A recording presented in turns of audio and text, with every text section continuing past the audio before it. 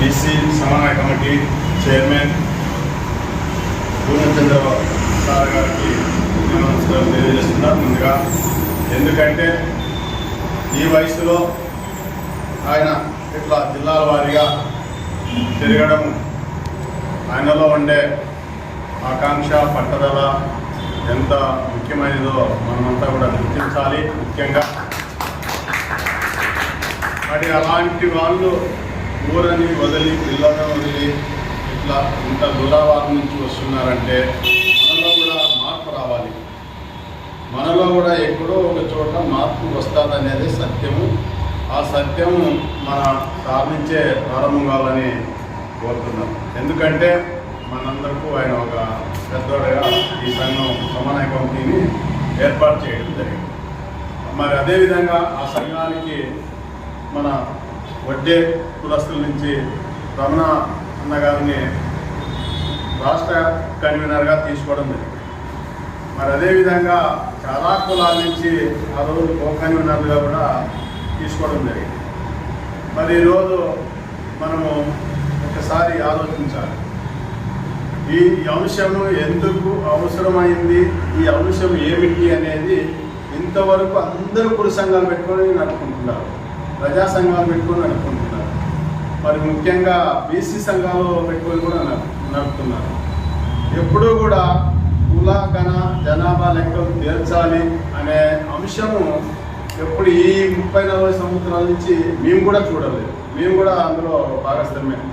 ప్రజారక్షణ సమితిని ఏర్పాటు చేసి రాష్ట్ర వ్యాప్తంగా మేము కూడా చాలా కార్యక్రమాలు చేసాం. అయితే ఇది ఎందుకు అనేది పెద్దలు గమనించినారు. పై నుంచి జాతీయ స్థాయి నుంచి ఇది అవసరమని గుర్తించినారు. ఆనాడు కాంశీరామయ్య ఈ కులగణం జరిగితే, ఈ కులాల సమగ్ర కులాల విచారణ తేలితే అందరికీ రాజకీయంగా అవకాశాలు వస్తాయి. అన్ని కులాలు చట్టసభలు లేకపోతారు. మరి ఏవైనా కులాలు రిజర్వ్ కాని సీట్లు ఏమైనా వాళ్ళకి 50,000 లక్షో అట్లాంటి తక్కువ జనాభా ఉన్న కులాలు కూడా అవి నామినేట్ పోస్టులు వస్తాయి. మరి రాజకీయంగా అన్నిటికీ ముడిపడింది కాబట్టి ఇది కొంతమంది మనకి అప్పట్లోనే 1946లో గాంధీ పక్కదారి పట్టించినాడు. ఎస్సీలే చేస్తాం మీకు కులాలని, నష్టపోయే కులాలని, ఎస్టీలే చేస్తాము నష్టపోయే కులాలని అని చెప్పి. అదంతా అభూత కల్పము. దానివల్ల ఏమీ కాదు. మనకు జరగాల్సింది కులగాన. కులగాన అంటే మన బీసీలు కులగాన ఒకటి చేసినారనుకో, రేపు మళ్ళా మా కులాలు కూడా తేలాలి కదా, ఈ కులాలు తేలినట్టు చూస్తాం మీకు కదా అని అదొక అడ్డం పెడతారు. అది కూడా వాస్తవమే. ఎందుకంటే వాళ్ళ అగ్ర కులాలు నాయకత్వం వదులుకోవడానికి అంత సిద్ధంగా ఉండదు. పైనేమో బ్రాహ్మణ విజయం నడుస్తుంది. ఇక్కడేమో అగ్ర కులాలు 2 కులాలు 4 పార్టీలు మేనేజ్ చేస్తున్నాయి. మరి ఇటువంటి తెలివితేటలు, ఇటువంటి సత్తా వాళ్ళకు అన్ని రకాలుగా బలమున్న వ్యక్తులే.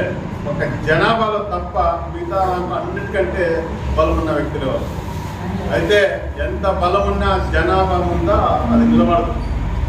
మనకందరికీ జ్ఞానము, మనకందరికీ తెలివితేటలు పెరిగితే మనం ఎందుకు సంఘాలు పెట్టుకొని అర్జీలు ఇస్తున్నాము, వచ్చిన నాయకులకు అర్జీలు ఇచ్చేపోతున్నామంటే, ఆ నాయకుడి దగ్గరికి పోతే నేను ఎవరినో తెలుస్తాను, ఆ నాయకుడు నన్ను గుర్తించి మాట్లాడిస్తాడు, 10 మందిలో నాకు ఈ బుద్ధి నుంచి చేయేస్తాడేమో ఒక ఆశతో తప్ప ఇంకా వేరే కానే కాదు. వాళ్ళు ఏమీ చేయరు. నేను ప్రత్యక్షంగా ఈ 30 సంవత్సరాల్లో నేను బాగా చూశాను. ఏమీ చేయరు. మనల్ని ఎప్పుడు వాడుకుంటారంటే ఎలక్షన్లు వచ్చినప్పుడు మన అవసరం ఉండాలి. మనమేమి పెద్దగా ఓట్లు వేపిస్తామని అవసరం కాదు. వాళ్ళు పక్కన నిలబెట్టుకొని ఓట్లు అడుక్కోవడానికి. ఆ ఓట్లు కూడా ఊరిని అడగడం. 1000 రూపాయలు 500లో మన పిచ్చిగాలు చేసినట్టు వేసి పని పారేస్తాంలే అనే వాళ్ళ ఒక ఊళ్ళో ఉంటారు. కాబట్టి ఇవన్నీ జరుగుతున్న దోపిడీలు, మోసాలు మనకు ఎక్కడ అన్యాయం జరుగుతుందంటే బాగా గుర్తుపెట్టుకోండి. మనం ఇన్ని సంఘాలు పెట్టుకున్నాం కదా, ఏ ఒక్కరన్నా బహుజనులు ప్రైవేట్ ప్రైవేటు రంగాల్లో నష్టపోతున్న వారి కోసం మనం ఎప్పుడైనా పోరాటం చేశామో హాస్పిటల్లే పదాం. కనీసం అంటే 100 మంది ఉంటారు పెద్ద మంచి హాస్పిటల్ మన ఉద్యోగం చేసేవారు. ఆ 100 మందిలో 10 మంది 15 మంది బీసీ ఓసీ డాక్టర్లు ఉంటారు పెద్దవాళ్ళు. వాళ్ళకి మాత్రమే 60,000 70,000 జీతాలు ఇస్తాం. మిగతా వాళ్ళందరికీ ఎంత ఇస్తుంటారంటే 10,000 నుంచి 15,000 రూపాయలు శాలరీ ఇస్తారు. అది మనం వ్యాపొద్దంగా గమనించినామా? మరి మనకి వాళ్ళకి అదముగా ఒక హాస్పిటల్ పెట్టుకుంటే తప్పుడు ఒక జీవో గవర్నమెంట్ ఇచ్చింటారు. మన భారత రాజ్యాంగం అంబేద్కర్ పుణ్యాన ఆ రోజు అన్ని రాసిపోయినారు కాబట్టి ఆ జీవో ఏమి ఇచ్చింటారంటే లేబర్ యాక్ట్ ప్రకారంగా శాలరీ ఇవ్వాలని చెప్పి పెట్టింది.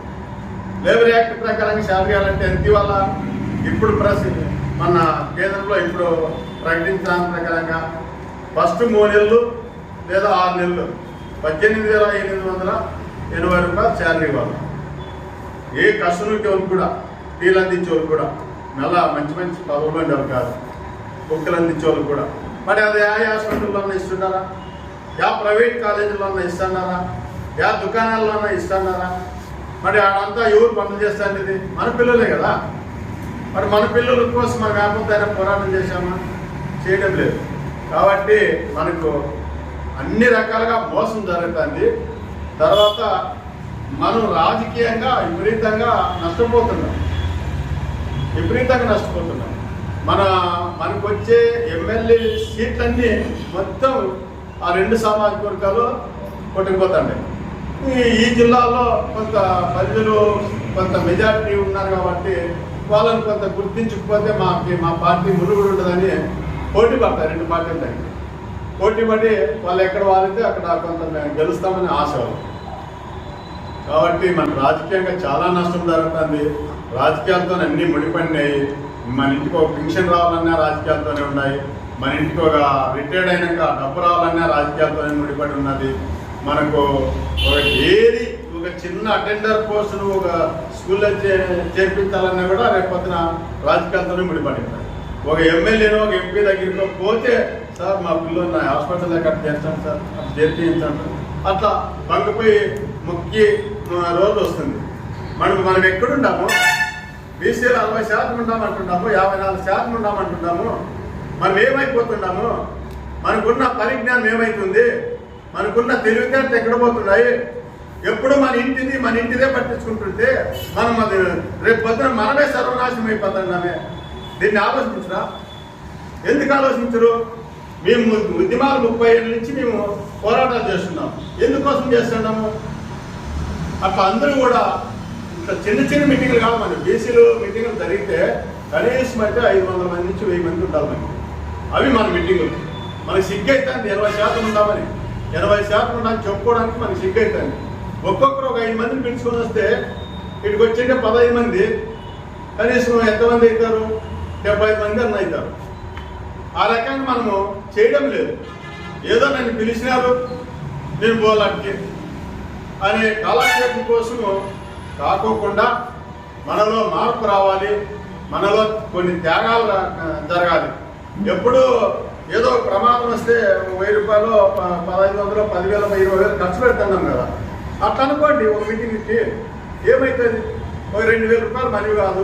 అట్లా 100 మంది వేసుకుంటే దాదాపు ఎంత డబ్బు అవుతుంది? ఒక పెద్ద సభ పెట్టారు. ఆ సభ దెబ్బ ఎంత ఉంటుంది? మన బీసీలో ఎంత చైతన్యం వస్తుంది? గ్రామాల్లో మన పాంప్లెట్ పోతే ఎంత చైతన్యం వస్తుంది? ఆ దశగా మీరందరూ కూడా పెద్దలు ప్రయాణించాలని చెప్పి మేము ఈ బీసీ సమన్వయ కమిటీ తరఫున ప్రతి ఒక్కరికి చేతులు ఎత్తి మొక్కుతున్నాం. ఎందుకంటే అధికారం పార్టీలో ఉండేదాన్ని దానికి కిందకి దొబ్బిది ఎక్కుతాదని భయం ఉంటేనే వాళ్ళు చేస్తారు మనకి. కాబట్టి బహుజన సమాజ్ పార్టీ కూడా మనకి మద్దతు ఇస్తుంది. రాష్ట్ర వ్యాప్తంగా ఇచ్చింది. ఇప్పటికీ మళ్ళా దేశవ్యాప్తంగా కూడా అది పెద్ద ఎత్తున విస్తరించింది. ఇప్పటికే 3వ అతిపెద్ద పార్టీగా ఉన్నాయి. ఆ 2 రాజకీయ పార్టీ మోసాలను చూస్తున్నాము. రాబోయే రోజుల్లో బహుజనులంతా దాని నుంచి నడుస్తారు. మరి తప్పకుండా ఇప్పుడే ఎస్టీ సమాజ వర్గాలంతా మెజార్టీ వాళ్ళు అంత బలమైన నిలబడితే ఓట్లు వేయడానికి సిద్ధంగా ఉన్నారు. మన బలమైన వాళ్ళు ఎవరు నిలబడాలంటే బీసీలు నిలబడాలి.